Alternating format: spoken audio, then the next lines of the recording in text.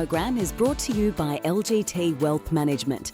Welcome to the next chapter in trusted advice, where global strength and deep local relationships shape wealth that lasts for generations. LGT Wealth Management, lgtwm.com.au.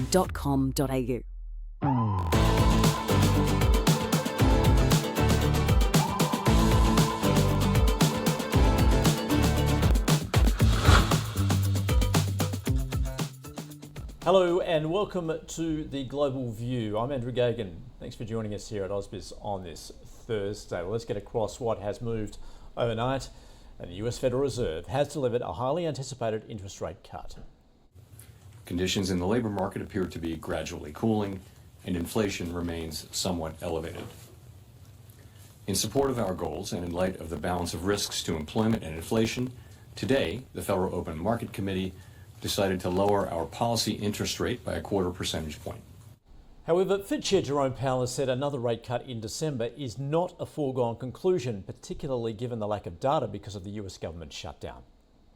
And at a time when we have tension between our two goals, we have strong views across the committee. And as I mentioned, there were strongly differing views today. And the takeaway from that is that we haven't made a decision about December.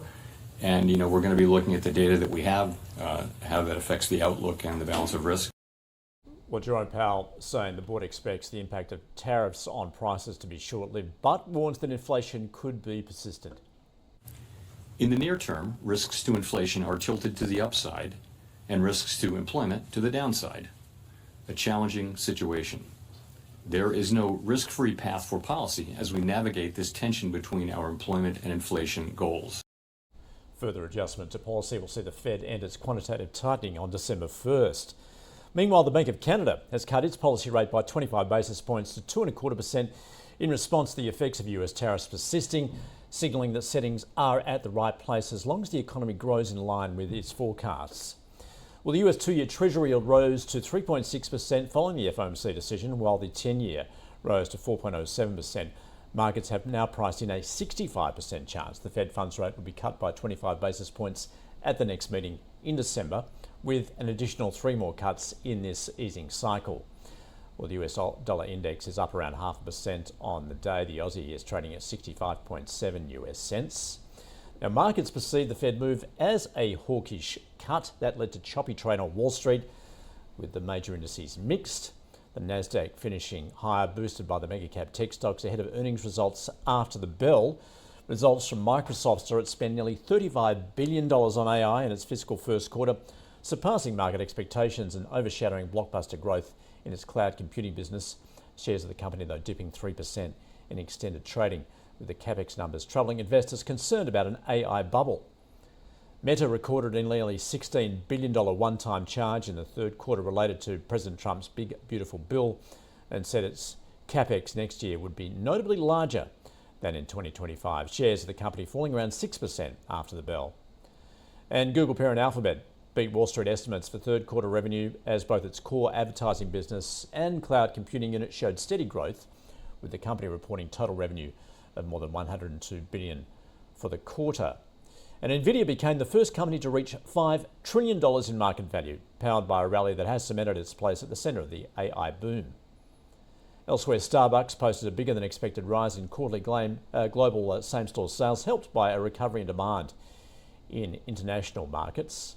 And Boeing pushed its first delivery of its long-delayed 777X jet to 2027 and took a bigger than expected $5 billion charge in a further setback for the aerospace company. Oil prices have risen after data showed US crude and fuel inventories drew down more than expected last week. Brent crude up almost 1% at $65 a barrel. Copper was up around 0.5%. Iron ore 1% higher at 107 US a tonne. And gold paired gains as markets consider the outlook from the Federal Reserve. Spot gold down around 0.5% at around $3,930 an ounce. And Bitcoin has fallen to close to 111,000 US dollars. Let's get more on what is moving markets off the back of that Fed decision. Ira Epstein joining us from Linen Associates. Ira, welcome back. Good to see you. Let's start then with that Fed decision and the commentary from Jerome Powell. So markets had priced in a rate cut to come in December. And that's certainly unclear as far as Jerome Powell is concerned. Well, that's because he doesn't have the data. And without the data, it's very difficult. The Fed can say all they want, that though they can rely on some other data sources. And we heard that at the last meeting. But the simple fact is they need what they need. And what they need is for this government in America to put aside some of these differences, debate them in a different way, and get the government opening and firing on all cylinders. But the important thing is the Fed continues to say that employment continues to wobble. I think that's the best word we can use. We have fewer people looking for jobs. We don't have the immigration issue, legal or illegal, that we had before. And now the market has to figure out what next. So is a pause in the cards for the December? That's a coin toss. You can't go either way with it. It's too soon to know. What I think we know now, and I don't agree with all the headlines, that there was a lot of division. You had one Fed member that wanted a 50 basis point cut, another that wanted to hold steady, and the majority were fine with making their move now. It's too soon for the group to make a decision for December. They need the data, and maybe they can get it in time. If not, they'll figure out what do they have to do, basis all that they see from the private data, not the government data, to make that decision. So as I see it right now, markets got overdone in a little bit.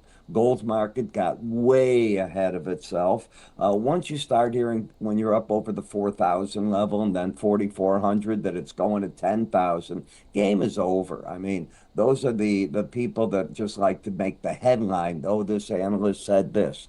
The reality is gold's probably now something going to trade in the range $3,800 to $4,100 for a little bit right here. The stock indices, I still think will make another rally into year end. I think interest rates are pretty well stuck where they're at, and there's nothing wrong with that, but that's where they're at this point. And when you talked about the oil market, let's understand, the U.S. is putting pressure of all types on Russia, people that buy the Russian oil, not Russia itself, that if they buy it, they're under the wrath of Trump.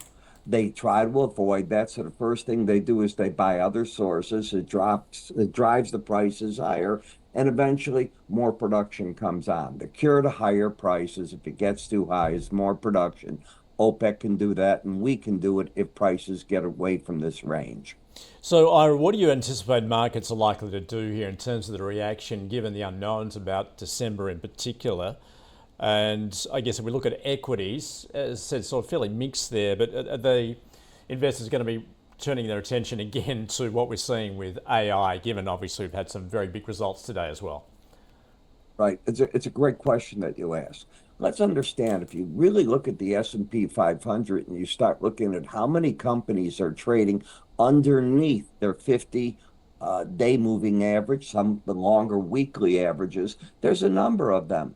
This is an AI-driven rally. This is very, very specific. We're seeing the first impact of job losses because of it. You're seeing companies that are able to cut personnel going into the holiday season. You know, normally at this time of the year, Andrew, we start hearing you're going to get the delivery companies hiring 100,000 people. Amazon's going to be doing so on and so forth.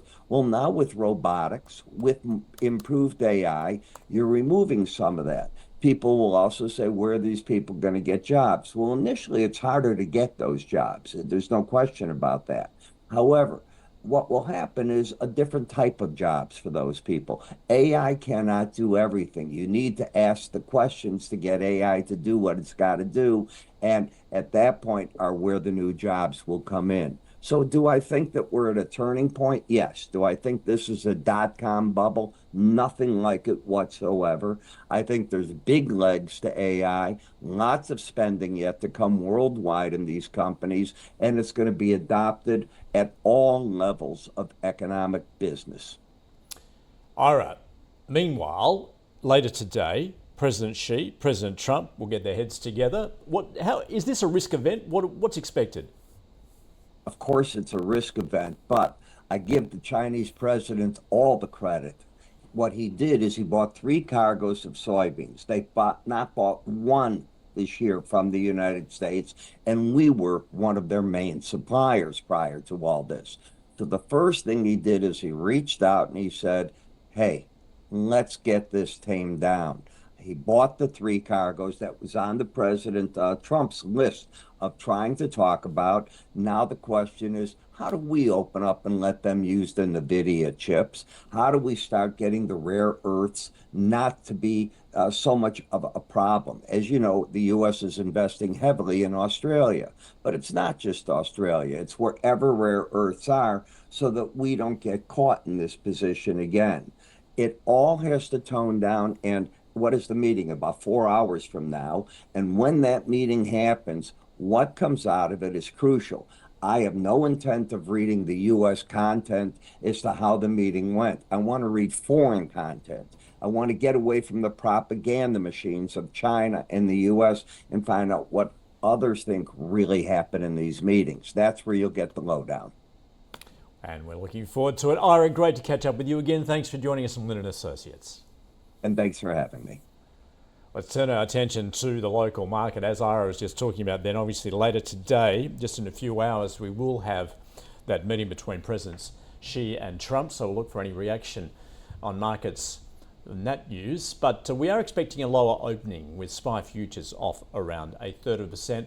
Lots of quarterlies to get across this morning as well. And we will do that in just a couple of minutes' time. Stay with us.